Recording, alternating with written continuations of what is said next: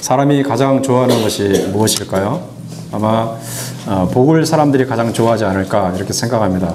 그래서 특별히 우리나라 사람들이 복을 좋아하는데, 과거에 보면은 그 베개라든지 그런 이불 같은 데다가 복복자를 새기고 그렇게 글자를 보면서 복받기를 원하는 그런 모습을 우리가 볼 수 있습니다. 그리고 새해에도 우리가 인사를 나눌 때 세배를 할 때 그렇게 세배하잖아요. 새해 복 많이 받으세요. 특별히 우리나라 사람들이 복을 좋아하는 것 같은데, 이것은 우리나라 사람뿐만 아니라 인간으로서 다 공통적인 면이라고 말할 수가 있습니다. 그런데 우리가 흔히 복이라고 생각하는 것은 무엇인가? 그냥 돈 많이 벌고 성공하면은 그것이 복이다 이렇게 생각합니다. 거기에 한 가지 더 추가하면은 명예도 있고 그 다음에 건강도 있고. 근데 보통 사람들은 이제 돈 벌고 성공하는 것을 이제 복이라고 생각하는데, 이런 측면으로 보면은 예수님이라든지 그 다음에 사도 예수님 또는 사도들은 복을 받은 사람이 아닌 것을 알 수가 있습니다. 예수님과 사도들은 돈을 많이 번 것도 아니고 세상적으로 성공한 것도 아니고 그냥 힘들게 살았잖아요. 복음을 전하면서 박해를 당하기도 하고 그런 어려움을 가지고 살았습니다. 세상적인 관점으로 보면은 재질에도 복이 없는 사람들이다 이렇게 생각할 수 있지만, 하나님의 관점에서는 예수님만큼 그리고 사도들만큼 복 있는 사람들이 또 어디 있습니까? 우리가 복을 갈망하는 것처럼 하나님 역시 우리에게 복을 주기를 원하십니다. 그러나 하나님은 우리에게 인간적인 관점에서 생각되는 그런 복이 아니라 하나님 자신의 관점에서 생각되는 복을 주기를 원한다는 사실을 우리가 알아야 됩니다. 우리가 원하는 복, 그것이 아니라 하나님께서 규정하실 때 복이라고 생각하는 것, 그것을 하나님은 우리에게 주기를 원하십니다.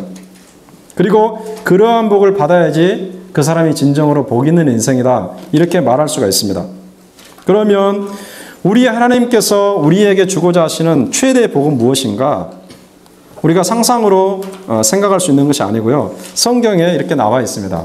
오늘 우리가 마태복음 5장 7절 말씀 읽었는데, 이 말씀이 포함되어 있는 5장 3절부터 12절까지 보면은 예수님께서 8가지 복을 말씀하십니다. 여기에 보면 복이 있나니라는 말이 계속해서 반복이 됩니다.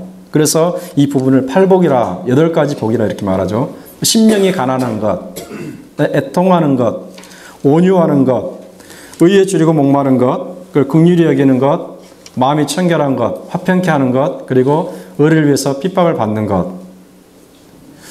이와 같은 것이 하나님은 복이라고 말씀합니다. 우리가 생각할 때는 아닌 것 같죠? 어떻게 심령이 가난한 게 복이냐? 어떻게 애통해야 하는 것이 복이냐? 어떻게 온유한 심령으로 살아가는 것이 복이냐? 어떻게 의에 줄이고 목마른 것이 복이냐? 긍휼히 여기는 것이 복이냐? 마음이 청결하고 화평케 하고 의를 위해서 심지어 핍박을 받는 것이 복이냐? 참 이게 이해가 안 되는 말씀입니다. 그런데 우리가 성경을 읽으면서 깨닫는 것은 예수님의 말씀은 우리의 인간의 상식으로 잘 이해가 안 되는 것들이 많습니다. 어떻게 인간의 입에서 이와 같은 말씀이 쏟아져 나올까 의문이 들 때가 한두 번이 아닙니다. 당연하죠. 예수님은 하나님이기 때문에 모든 것을 꿰뚫고 알고 계시고 모든 것을 주관하시는 하나님이기 때문에 우리 인간의 지식으로는 잘 이해가 안 되는 말들을 많이 하셨습니다. 그래서 우리가 이 부분을 생각할 때에도 우리가 생각할 때는 이것이 복이 아닌 것 같은데 우리 주님이 말씀하셨으면 그것이 복이라고 받아들일 겸손한 자세가 필요합니다. 이 가운데서 우리 주님께서 긍휼히 여기는 것이 또 우리에게 복이라고 말씀하시는데, 그러면은 이 긍휼히 여긴다는 것이 무엇인가? 우리가 이 개념을 생각해 보면서 우리 주님이 이 말씀을 통해서 우리에게 깨우치고자 하시는 진리를 깨닫기를 원합니다.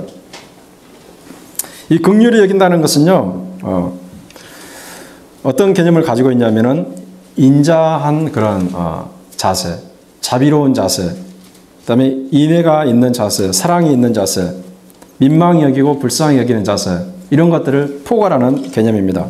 자비와 인자와 불쌍히 여김과 민망히 여기는 것. 그런데 이것은 곧 우리 아버지 하나님의 성품이라는 것을 우리가 알 필요가 있습니다. 긍휼히 여기는 것은 우리 아버지 하나님의 성품인데, 여기 보면은 주는 긍휼히 여기시며 은혜를 베푸시며 노하기를 더디하시며 인자와 진실이 풍성하신 하나님이라고 말씀합니다. 시편 기자가 말하는 이 말씀, 이 주님은 하나님을 말하죠. 긍휼히 여기시는 분이다. 느헤미야 역시 이와 비슷한 고백을 했는데요. 오직 주는 사유하시는 하나님이시라. 은혜로우시며 긍휼히 여기시며 더디 노하시며 인자가 풍부하심으로 저희를 버리지 아니하셨나이다. 그러니까 느헤미야 역시 아버지 하나님의 성품을 잘 알고 있는 거죠.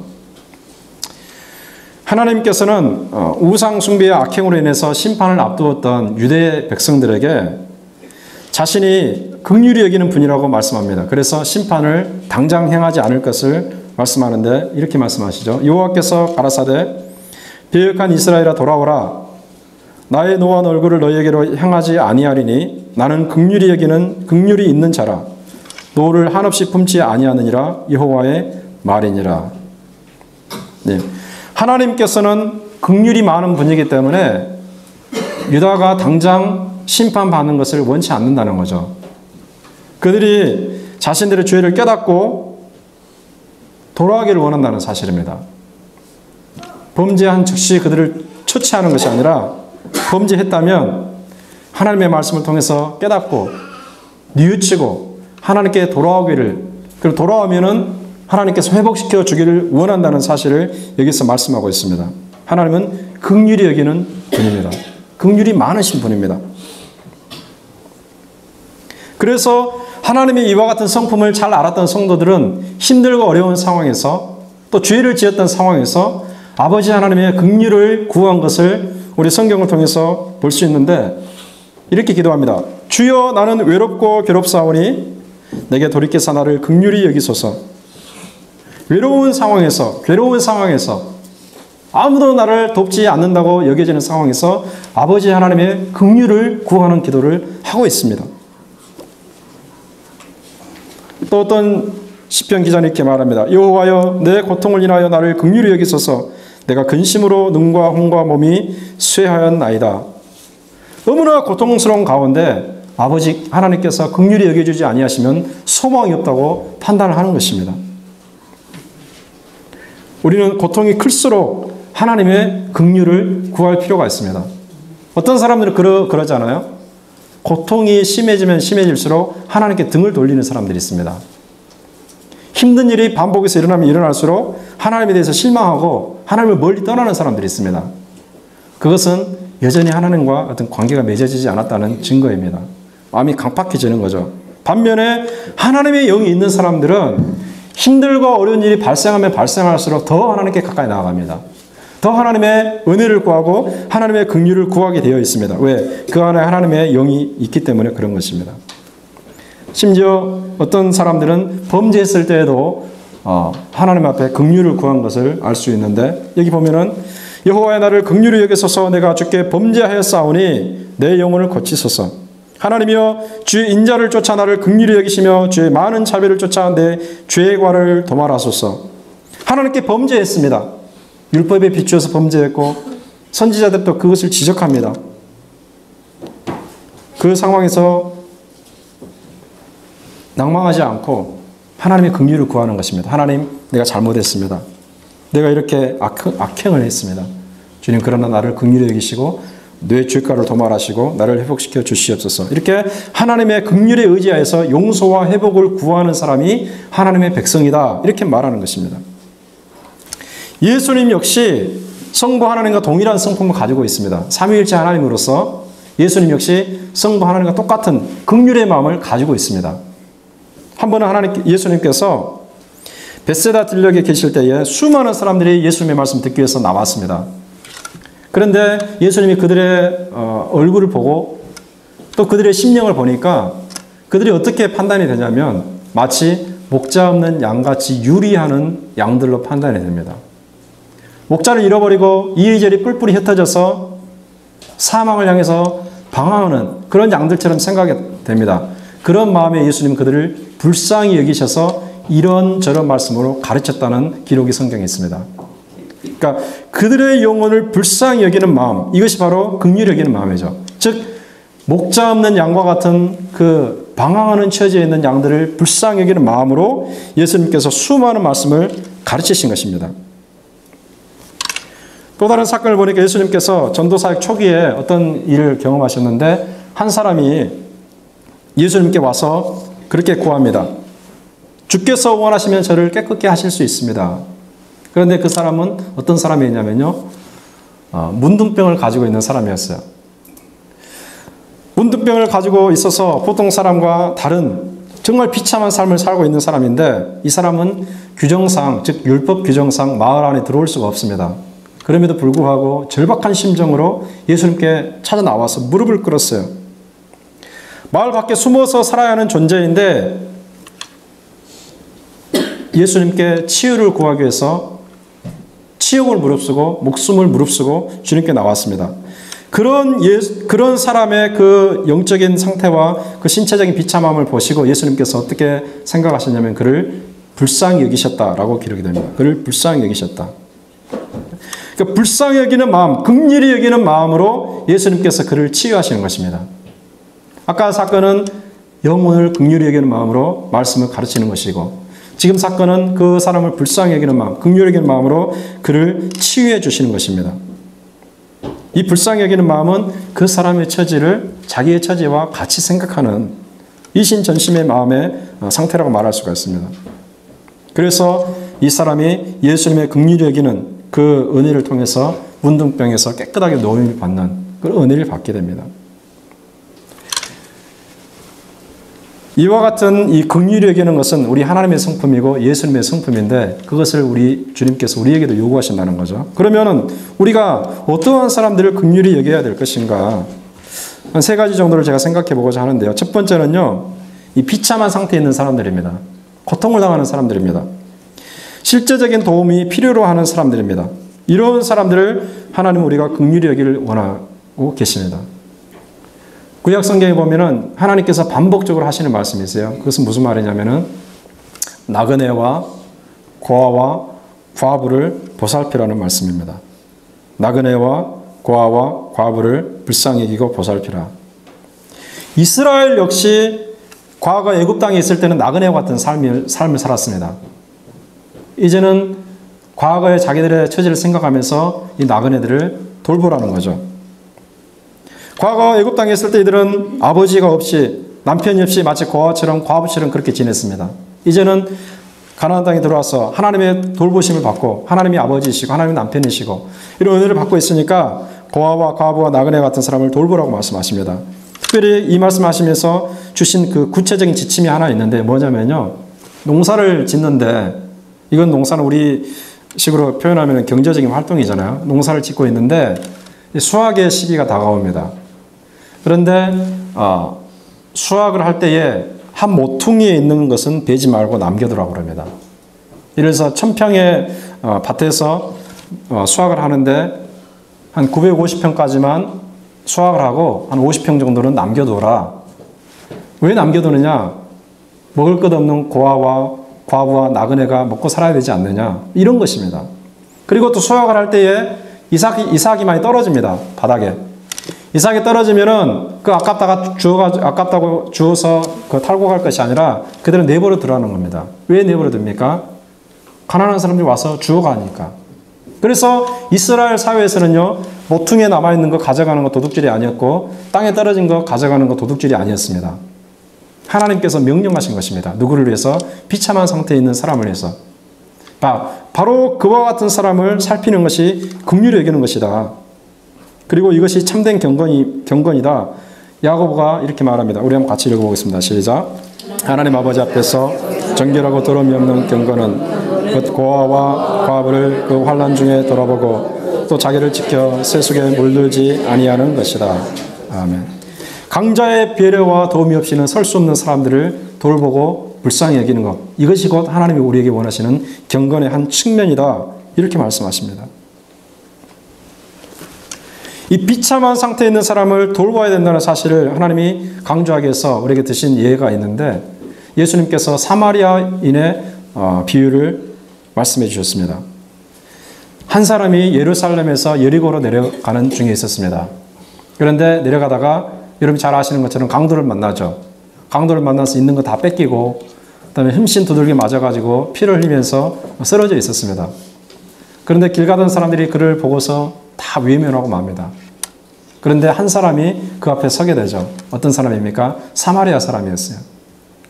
이 사마리아 사람 어떤 사람이냐면은 정통 유대인들이 생각할 때에 뭐 인간 같지도 않은 사람들이었습니다.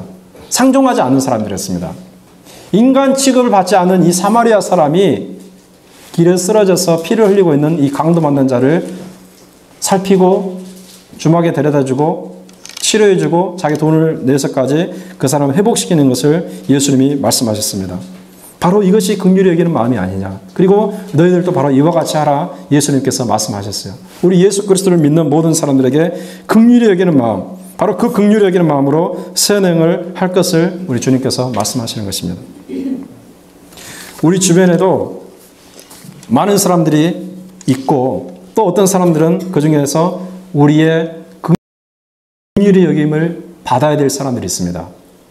비참한 상황에서 고통스러운 상황에서 하늘만 향해서 호소하는 사람들이 있는데 그 사람들 누가 도울 것인가? 가진 사람들, 있는 사람들, 사회적인 강자가 도와야 되는 것입니다. 이것이 하나님께서 성경을 통해서 우리에게 하시는 말씀이에요. 자, 두 번째는요. 우리가 긍휼히 여겨야 될 대상은 어떤 사람들인가? 이거는 조금 어려운 측면인데 우리에게 해를 끼치는 사람들을 우리가 긍휼히 여길 필요가 있습니다. 우리에게 해를 끼쳐가지고 우리가 보복을 하고 싶은데 바로 그 사람들을 긍휼히 여기라 이렇게 성경에서 말씀합니다. 우리가 살다 보면 꼭 그런 사람 한두 사람 정도 있잖아요. 우리 자존심을 건들고 우리를 괴롭게 하는 사람들이 있습니다. 치명적인 해를 끼치는 사람들이 있습니다. 이런 사람들은 우리 본성을 통해서 보게 되면 반드시 복수를 해줘야 됩니다. 이에는 이로, 눈에는 눈으로, 심하게는 되로 받았으면 말로 갚는 이것이 우리의 보통 사람들의 본성입니다. 그런데 그렇게 하지 말자는 거죠. 하나님의 성품을 받은 사람들은 이 본성을 거슬러서 행동을 할 수가 있습니다. 예수님께서 그것을 보여주셨잖아요. 십자가상에서 예수님이 조롱을 당했어요. 침뱉음을 당하시고 저주를 당했습니다. 예수님의 능력으로는 그들을 제압할 수가 있습니다. 그러나 그렇게 하지 않습니다. 오히려 예수님께서 어떤 기도를 하시냐면 하나님이여 저들을 용서하여 주시옵소서. 저들은 지금 자기들이 무슨 일을 하고 있는지 알지 못하고 있습니다. 라고 기도합니다. 그러니까 무지해서 깨닫지 못해서 악을 행하고 있다는 거죠. 그러니까 그들을 용서해달라고 예수님께서 기도하시는 것입니다. 악한 영에 미혹되어서 하나님을 제대로 알지 못해서 하나님의 일을 알지 못해서 저와 같은 일을 하고 있다고 말하면서 그들을 불쌍히 여겨달라고 기도합니다. 사도행전에 보면은 예수님의 이와 같은 성품을 동일하게 표현한 한 사람이 있는데요. 초대교회 7집사 중에 한 사람이었던 스데반이라는 사람입니다. 이 사람이 이제 복음을 아주 정확하게 전했습니다. 그런데 유대인들이 듣기 싫어했어요.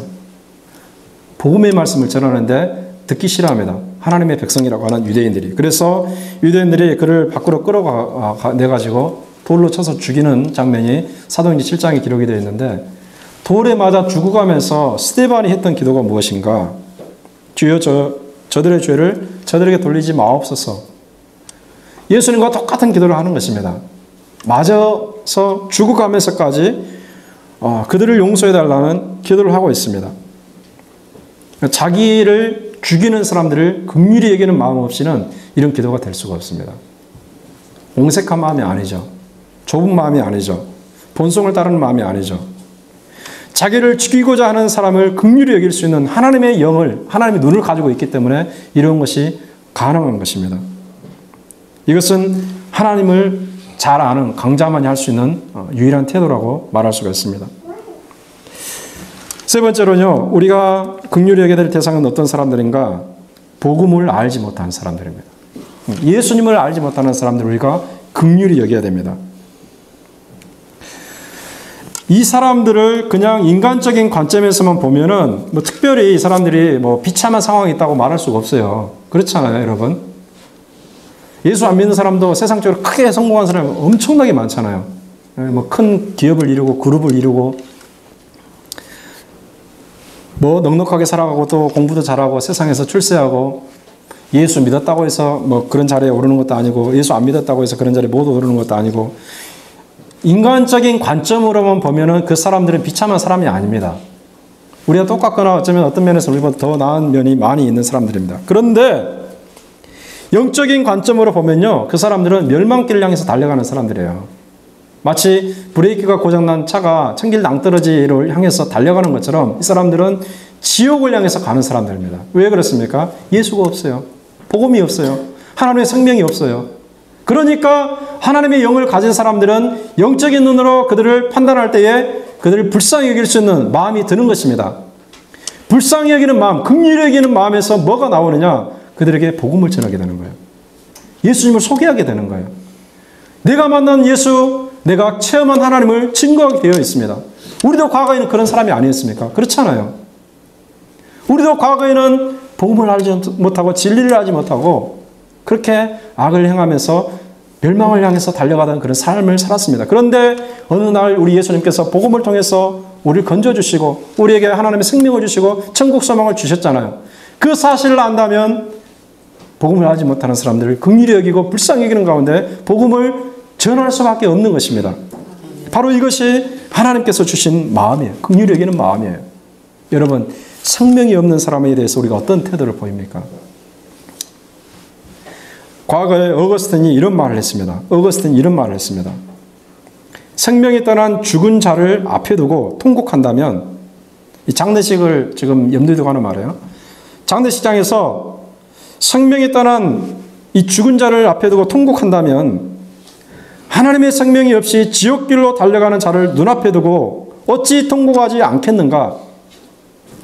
우리는 장례식을 치르면서 대성통곡을 합니다. 아버지를 잃고 어머니를 잃고 형제들을 잃고 장례식장에서 가슴을 치면서 통곡합니다. 죽었기 때문에. 그런데 영적인 생명이 없는 사람 앞에서는 어찌하여 통곡하지 않느냐? 이렇게 말하는 것입니다. 당연히 통곡해야 되지 않느냐? 이렇게 말하는 것입니다. 미국 19세기 유명한 목회자 가운데 찰스 핀이라는 사람이 있었습니다. 유명한 부흥사였는데요. 이 사람은 원래 변호사였는데 아주 똑똑한 변호사였는데 어느 날 복음을 통해서 새롭게 되어서 목회자가 되었습니다. 그 사람이 시카고 지역에서 목회를 했는데 한 번은 시카고 거리에서 주저앉아가지고 대성통곡을 하는 일이 있었습니다. 찰스 핀이가 시카고 그 번화한 거리에서 주저앉아가지고 대성통곡을 했는데 나중에 이유를 알고 보니까 그것이었습니다. 이렇게 많은 사람들이 지나다니는 곳에서 앉아서 보니까 수많은 사람들이 복음을 알지 못하고 지나다닌다는 거예요. 그들의 비참한 운명을 생각할 때 눈물이 나지 않을 수 없었다는 거죠. 그래서 그들이 영적인 비참함을 보고서 그 자리에 앉아가지고 대성통곡을 했다. 그와 같은 마음으로 복음을 전하는 것입니다. 그와 같은 마음으로 전도를 하는 것입니다. 바로 이것이 긍휼히 여기는 마음입니다. 여러분, 우리는요, 우리 자신 한 사람 구원받은 것으로 만족하면서 살아가서는 안 돼요.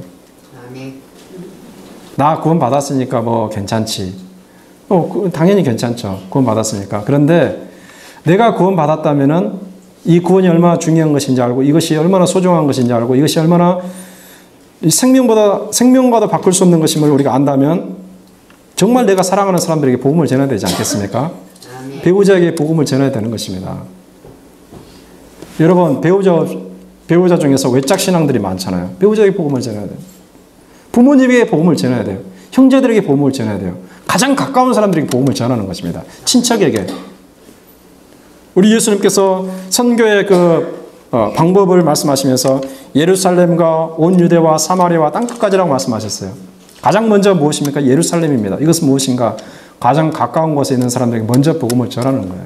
그래서 사도행전을 보면은 성령이 임했을 때에 이 사도들은 예루살렘에서 계속해서 복음을 전했어요. 하나님께서 다른 곳으로 보내시기 전까지는. 우리는 가족에게 복음을 전해야 돼요. 여러분, 배우자에게 복음을 전하시고 부모님에게 복음을 전하시고 형제 자매에게, 친척에게, 이웃에게, 직장 동료에게 복음을 전해야 되는 것입니다. 이것이 무엇인가? 긍휼히 여기는 마음입니다. 영혼을 불쌍히 여기는 마음입니다. 하나님께서 이것을 우리에게 원하고 계십니다. 자, 이렇게 우리가 다른 사람을 긍휼히 여기게 되면은 우리에게 이익이 있다는 것을 말씀합니다. 우리가 다른 사람을 긍휼히 여기면 우리 자신에게 영적인 이로움이 주어지는데 그것이 무엇인가? 인자한 자는 자기의 영혼을 이롭게 하고 잔인한 자는 자기의 몸을 해롭게 하느니라. 여기서 인자한 자는 무엇인가? 긍휼히 여기는 자와 똑같은 개념입니다. 긍휼히 여기는 자는 자기의 영혼을 이롭게 한다. 반면에 긍휼히 여기지 않고 잔인한 자에게는 무엇이 임하는가? 몸의 건강에 이상신호가 온다는 것이죠. 영혼이 이롭게 된다는 것은 뭐냐면요. 마음이 번민 없이 갈등 없이 평강으로 가득 차게 된다는 것을 말합니다. 이 세상에서 가장 비참한 감옥이 무엇일까? 용서하지 못하는 것. 증오를 품고 살아가는 마음이다. 이렇게 말할 수 있습니다. 용서하지 못하는 마음, 증오를 품고서 복수의 칼을 갈고 살아가는 마음은요. 긍휼히 여기는 것과 정반대 상태입니다. 이들에게는 마음의 평강이 있을 수가 없어요. 마음의 평강이 있을 수 없고 오히려 마음이 다른 모든 것으로 차고 넘쳐가지고 오히려 건강이 해치게 됩니다. 남에게 긍휼을 베풀어 보시면은 우리 역시 긍휼히 여김을 받을 수 있을 뿐만 아니라 우리 마음속에는 평강이 강처럼 흘러 넘치는 것을 경험할 수가 있습니다. 여러분 마음속에 혹시 마음의 평안이 없다. 그러면은 혹시 마음속에 이 누군가에 대해서 긍휼의 마음이 전혀 없고 어떤 미움과 증오와 싫어하는 마음을 가지고 있지는 않는가 생각을 해볼 필요가 있습니다. 이렇게 영혼의 이로움은 하나님으로부터 우리가 긍휼히 여기는 그 은혜를 받는 데까지 확대되어 갑니다. 즉 우리의 영혼이 이로울 뿐만 아니라 우리의 마음이 평강으로 가득 찰 뿐만 아니라 하나님께서 우리를 긍휼히 여겨주시는 은혜까지 받는다는 사실을 우리가 알 수 있어요. 여기 본문에 다시 보면은 긍휼히 여긴 자는 복이 있나니 저희가 긍휼히 여김을 받을 것이며 라고 되어 있잖아요. 저희가 긍휼히 여김을 받을 것이며 이 말은요 수동태입니다. 긍휼히 여김을 받을 것이며 수동태입니다. 신적 수동태라고 그러는데 이건 무슨 말이냐면요. 긍휼히 여기는 주체가 누구냐? 하나님이다 라는 말입니다. 하나님이다. 비참한 자를 긍휼히 여기는 사람, 그리고 자기를 해치는 사람을 긍휼히 여기는 사람, 예수 없이 살아가는 사람을 긍휼히 여기는 사람, 이 사람은 하나님에 의해서 긍휼히 여김을 받게 됩니다.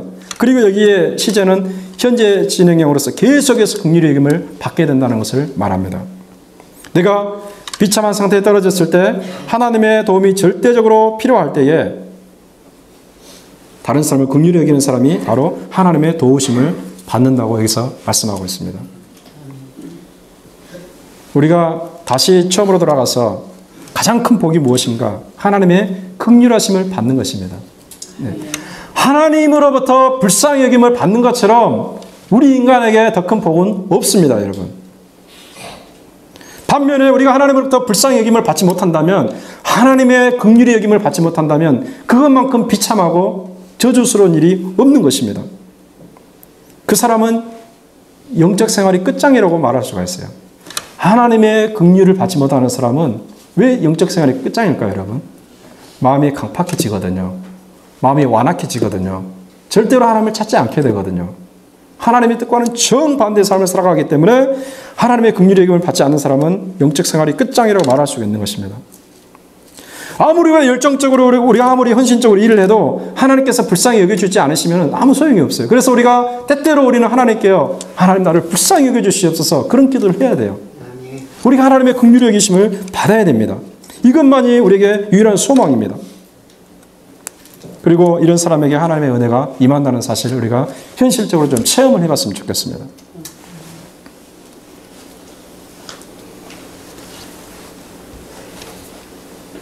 그러면은 왜 우리가 긍휼히 여겨야 되는가? 이 부분을 한 번 더 생각하기를 원합니다. 왜 우리가 다른 사람을 긍휼히 여겨야 되는가? 왜 이것이 우리에게 의무로 주어지는가? 먼저 우리가 하나님의 긍휼을 받았기 때문에 그런 것입니다. 네. 우리가 애초에 하나님의 긍휼하심의 그 큰 은혜를 받았기 때문에 그런 것인데 이 긍휼하심의 은혜가 무엇인가? 죄 사함의 은혜입니다. 한마디로 말하면 우리가 범죄하여서 지옥을 향해 달려갈 때에 예수님의 그 십자가 은혜로 복음으로 건짐을 받고 천국 소망을 가지게 되었잖아요. 바로 이것을 하나님의 긍휼하심을 받은 것이라 이렇게 말합니다. 에베소서에 보면은 긍휼에 풍성하신 하나님이 우리를 사랑하신 그 큰 사랑을 인하여 허물로 죽은 우리를 그리스도와 함께 살리셨고 라고 말씀합니다. 우리는 허물로 인해서 죽었었습니다. 과거에. 육체적으로 죽었다는 것이 아니라 우리의 죄로 인해서, 잘못으로 인해서 우리가 하나님 앞에서 사망당한 영혼의 상태에 있었는데 어떻게 해서 우리가 구원받았는가? 긍휼에 풍성하신 하나님의 사랑으로. 긍휼에 풍성하신 하나님의 사랑으로. 그래서 우리가 새 생명을 얻게 되었어요. 베드로 역시 우리에게 어떤 말씀을 하냐면요. 과거에는 우리가 긍휼을 받지 못했는데 이제는 하나님의 긍휼을 받았다고 이렇게 말씀합니다. 너희가 전에는 긍휼을 얻지 못하였더니 이제는 긍휼을 얻은 자니라. 여기서 말하는 것은 무엇입니까? 과거에는 하나님의 백성으로 살지 못했고 하나님의 긍휼하심의 은혜, 즉 거듭남의 은혜를 받지 못했었습니다. 그런데 이제는 복음으로 하나님의 백성이 되었고 이제는 복음으로 하나님의 긍휼하심의 은혜에 동참하게 됐다는 사실이죠. 복음을 받을 때 받았던 최초의 긍휼입니다. 자, 이와 같이 거듭난 사람들은, 이와 같이 예수님을 믿는 사람들은 긍휼하심의 은혜를 받은 사람들입니다. 교회를 다니는 사람 중에서 거듭난 사람들, 예수님을 믿는 사람들은 긍휼하심의 은혜를 받은 사람들입니다. 이 긍휼이 없었으면 우리는 버려진 상태로 살아갈 수밖에 없는 것입니다. 로마서 3장에 따르면 모든 인간이 하나님을 떠나서 그렇게 살아가고 있다고 말합니다. 그런데 그 중에서 얼마를 하나님이 불쌍히 여기셨어요. 얼마를, 그 중에 얼마를. 로마서 9장에 보면은 하나님께서 두 사람 중에서 한 사람을 제껴놓고 한 사람을 건져내셨다고 말합니다. 긍휼의 은혜로 그를 건져내신 것입니다. 우리 역시 버려진 자였는데 하나님의 은혜로 건져냄을 받은 자들이잖아요. 바로 이 긍휼을 말하는 것입니다. 이렇게 우리가 하나님의 긍휼의 은혜를 받았다면 왜 우리가 다른 사람을 긍휼히 여기지 않아야 되겠는가? 우리가 하나님의 긍휼의 은혜를 받았다면 우리는 다른 사람을 당연히 긍휼히 여겨야 된다. 성경이 말씀합니다. 예수님은 용서받을 수 없는 우리를 용서하시고 지옥에 들어갈 우리를 지옥에서 끌어내셨습니다. 우리는 왜 형제를 불쌍히 여기지 못하고 왜 우리는 형제를 긍휼히 여기지 못합니까? 당연히 긍휼히 여길 수 있어야 됩니다. 왜 우리는 복음 없이 지옥길로 가는 사람들을 불쌍히 여기지 않습니까? 불쌍히 여겨야 됩니다. 여러분, 지옥길로 가는 사람들, 생명 없는 사람들을 불쌍히 여기는 마음, 이것을 우리가 가져야 돼요. 하나님의 긍휼하심을 받았다는 사실이 확실히 마음에 새겨진 사람들은 그렇게 할 수밖에 없어요. 왜 못합니까? 잘 알지 못하기 때문에 그렇습니다. 내가 하나님의 긍휼을 받았나 못 받았나? 내가 원래부터 나는 잘 믿었던 사람인 것 같은데 이렇게 생각하게 되면 이 하나님의 긍휼이 얼마나 큰지 잘 알지 못해요. 반면에 자기 자신의 상태를 생각해 보니까 과거는 정말 소망이 없었어요. 자기를 보면은 정말 나와 같은 존재도 구원받을까라는 생각을 했었는데 하나님께서 어떤 사건을 통해서 어떤 계기를 통해서 나를 건져내 주셨어요. 나와 같이 비참한 사람도 건져내 주셨다는 사실을 확실히 안다면 우리 역시 다른 사람에게 긍휼히 여길 수 있는 그런 자세로 살아갈 수가 있습니다. 마지막으로 예수님께서 들려주신 한 가지 말씀을 제가 여러분들에게 말씀드리고 말씀을 마무리하고자 합니다. 하나님의 엄청난 은혜를 받은 사람은 반드시 다른 사람에게 은혜를 베풀 수 있다라는 교훈입니다. 자, 한 사람이요, 큰 어려움에 처해가지고 엄청나게 큰 부자에게 가서 이 부자는 한 나라의 왕과 같은 부자입니다. 그러니까 재물이 무한대로 있습니다. 그 사람이 가가지고 재물을 빌렸는데 얼마를 빌렸냐면요. 1만 달란트를 빌렸어요. 1만 달란트. 1만 달란트가 얼마냐면요. 미국 화폐 가치로 따지면은 42억 달러. 한국 돈으로 치면은 4조 2천억 원 정도 됩니다. 어마어마한 돈입니다. 그러니까 사실 갚을 수가 없는 돈이죠. 자, 그런데 이 사람이 채무 변제일까지 이 돈을 갚지 못하는 겁니다. 그러니까 주인이 불러가지고 너 언제 갚을 거냐 추궁하는데 갚을 수 없어요. 그러니까 그러면은 네 소유를 다 팔고 네 처자를 다 팔아서라도 갚아라 그랬어요. 갚을 수 없습니다. 그러니까 그 주인이 그를 불쌍히 여기게 됩니다. 그를 긍휼히 여기게 됩니다. 그리고 그 엄청난 돈 42억 달러를 다 탕감해 줍니다. 현실적으로 있을 수 없는 얘기죠. 네, 완전히 탕감해 줍니다. 이와 같은 엄청난 은혜를 받고 이 사람이 이제 가벼운 마음으로 집으로 돌아가고 있었어요. 그런데 집을 돌아가다가 누구를 만나게 되냐면 자기 동료를 만나는데, 이 동료는 누구냐면 자기에게 100데나리온을 빌려갔던 사람입니다. 100데나리온은 얼마냐면요, 약 700만 원 정도, 7,000달러, 700만 원 정도 됩니다. 그런데 100데나리온 빌려간 사람이 아직 갚지 못했어요. 그러니까 목을 잡고 갚으라고 협박을 합니다. 한 번만 봐달라고 그러는 거죠. 봐주지 않습니다. 당장 그냥 옥에 집어넣어 버립니다. 그런데 마음이 후련했겠죠, 이 사람은. 그런데 무슨 일이 발생하는가? 그 주인이, 즉 자기의 1만 달란트를 탕감해 주었던 주인이 이 소식을 듣게 됩니다. 너무 화가 나는 거예요. 그래서 당장 그 사람을 잡아오라고 그럽니다. 내가 너에게 1만 달란트나 되는 빚을 탕감해 주었는데 그것의 60만 분의 1밖에 안 되는 그 돈을 너는 왜 탕감해 주지 못하느냐? 여러분, 1만 달란트와 100데나리온은요, 몇 배의 차이가 난 60만 배나 차이가 납니다. 엄청난, 네가 평생 수십 년을 일해도 수백 년을 일해도 갚을 수 없는 돈을 내가 다 탕감해 주었는데 겨우 그것 100데나리온을 너는 탕감해 주지 못하느냐? 내가 너를 불쌍히 여기는 마음으로 1만 달란트나 되는 거액을 다 탕감해 주었는데 너는 왜 내가 너를 불쌍히 여긴 같이 그 동료를 불쌍히 여기지 못하느냐? 의미심장한 말씀을 하고 나서 그 사람을 감옥에 쳐넣어 버립니다. 갚을 때까지. 자, 이 이야기는 무엇을 우리에게 말씀해 주는 말씀인가? 여러분, 1만 달란트, 100데나리온 비교가 안 되잖아요. 60만 배라니까요. 60만 배. 우리는 1만 달란트의 빚을 누구에게 지고 있었는가? 하나님께 지고 있었습니다. 그런데 하나님께서 우리가 갚지 못할 것을 아시고, 이 갚지 못한다는 것은 무슨 말이냐면요, 우리가 아무리 분투 노력하고 금욕을 하고 수행을 하고 선행을 하고 구제를 해도 우리는 이 1만 달란트 빚을 다 갚지 못합니다. 우리의 노력으로 죄의 빚을 갚지 못합니다. 그런데 하나님이 우리를 불쌍히 여기십니다. 우리 스스로 갚지 못하니까 불쌍히 여기셔서 예수님을 통해서, 예수님의 희생을 통해서 우리에게 모든 빚을 완전히 탕감해 주십니다. 완전히 탕감해 주십니다. 빚을 다 갚아 주십니다.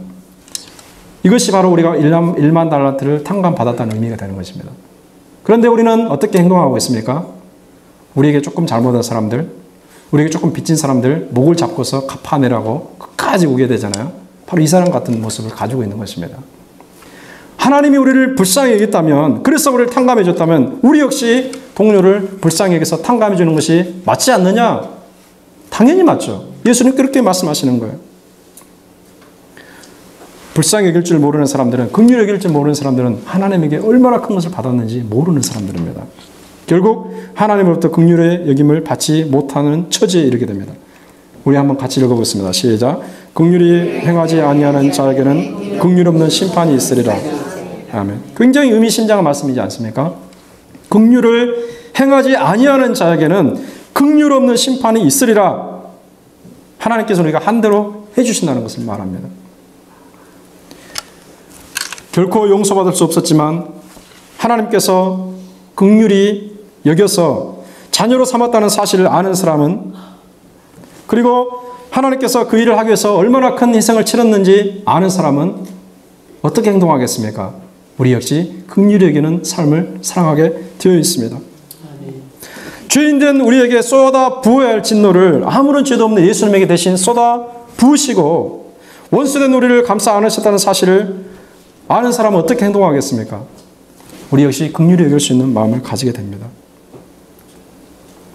하나님에게 갚을 수 없는 빚을 탕감받았다는 사실을 깨닫고 우리 역시 다른 사람을 긍휼히 여기는 삶을, 예수가 없는 삶, 복음이 없는 사람, 비참한 상태에 있는 사람, 심지어 우리에게 해를 끼치는 삶까지 긍휼히 여기는 삶을 삶으로 말미암아 하나님에 의해서 더 많은 긍휼을 받는, 더 많은 은총을 받는 그런 복된 인생이 되기를 주님의 이름으로 축원합니다.